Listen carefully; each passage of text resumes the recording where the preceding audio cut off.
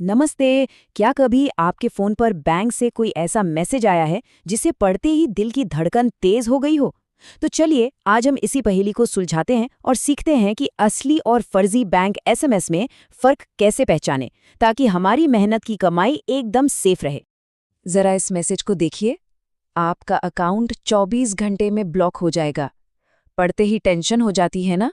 और बस यही तो ये स्कैमर्स चाहते हैं। वो जानबूझकर ऐसा डर पैदा करते हैं ताकि घबराहट में लोग बिना सोचे समझे उस खतरनाक से लिंक पर क्लिक कर दें। तो अब वक्त है इन मैसेजों की पोल खोलने का। हम क्या करेंगे, असली और फर्जी एसएमएस को साइड बाय साइड रखकर इनकी हर एक चाल को बारीकी से समझेंगे। मकसद साफ है, कोई भी दोबारा इनके जाल में ना फंसे। तो सबसे पहला और सबसे जरूरी सुराग वो है सेंडर आईडी, मतलब मैसेज आपको भेज कौन रहा है। असल में धोखेबाजी का खेल यहीं से शुरू होता है। अब जरा ध्यान से देखिए, जो असली बैंक का मैसेज होता है ना, वो कभी भी किसी 10 डिजिट वाले मोबाइल नंबर से नहीं आएगा। कभी नहीं। वो हमेशा एक खास 6 अक्षर के ऑफिशियल सेंडर आईडी से आता है, जैसे कि AD-HDFC-BK। दूसरी तरफ जो फर्जी मैसेज है वो देखिए, एक नॉर्मल से मोबाइल नंबर से भेजा गया है। यही है पहला बड़ा फर्क। लेकिन रुकिए, ये स्कैमर्स इतने सीधे भी नहीं हैं, वो बहुत चालाक होते हैं। कभी कभी वो क्या करते हैं, बिल्कुल असली जैसी दिखने वाली आईडी बना लेते हैं, जैसे VKHDFC या JMSBI। ध्यान से देखने पर पता चलता है कि स्पेलिंग में कोई छोटी मोटी गड़बड़ है, और बस यही छोटी सी स्पेलिंग की गलती ही सबसे बड़ा रेड फ्लैग है, मतलब खतरे की घंटी है। अच्छा, अब आते हैं दूसरे सुराग पर, और वो है मैसेज का टोन, यानी उसमें लिखी गई बात का लहजा। ये ठग लोग ना जानबूझकर ऐसे शब्दों का इस्तेमाल करते हैं जो दिल में डर पैदा कर दें, जल्दबाजी मचा दें। ये एक तरह का इमोशनल अटैक होता है।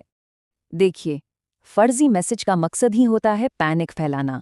वो आपको धमकी देंगे, अल्टीमेटम देंगे, जैसे आपका अकाउंट 24 घंटे में बंद हो जाएगा।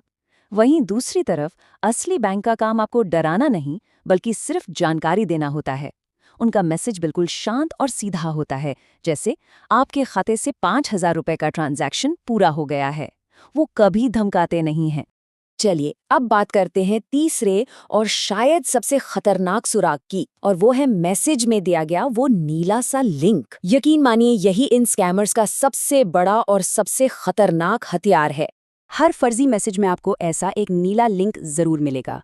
ये दिखने में शायद बिल्कुल असली लगे, जैसे किसी काम की वेबसाइट का लिंक हो, पर असल में ये एक जाल है, एक दरवाज़ा है जिसके जरिए वो आपकी सारी पर्सनल जानकारी चुराना चाहते हैं। तो सवाल ये है कि ये जाल काम कैसे करता है। बहुत सिंपल है। स्टेप 1, डर के मारे इंसान उस नीले लिंक पर क्लिक कर देता है। स्टेप 2, क्लिक करते ही एक नकली वेबसाइट खुल जाती है जो दिखने में हूबहू असली बैंक की वेबसाइट जैसी लगती है।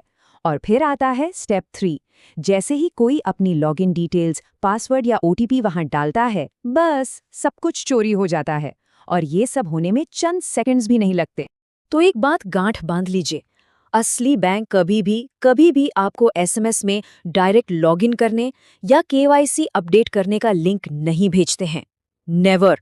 वो हमेशा कहेंगे कि आप उनकी ऑफिशियल वेबसाइट पर जाएं या फिर अपनी नज़दीकी ब्रांच में संपर्क करें। ये बहुत बहुत बड़ा फर्क है।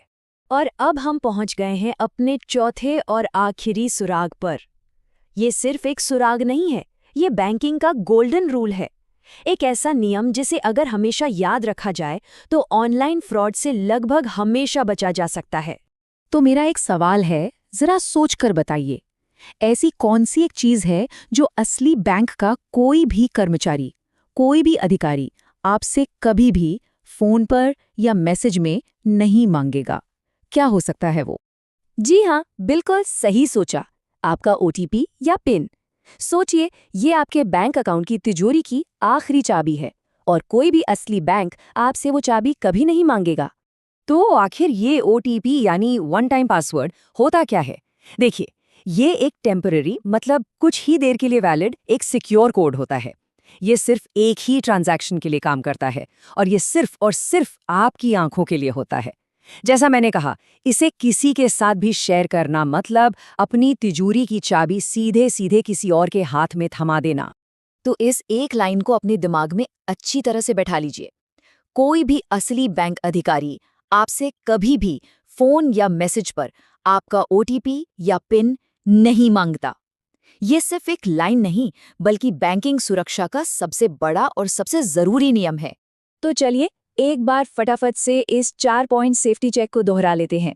नंबर 1, सेंडर आईडी चेक करें। वो 6 अक्षर की ऑफिशियल आईडी होनी चाहिए, कोई मोबाइल नंबर नहीं। नंबर 2, मैसेज का टोन देखें।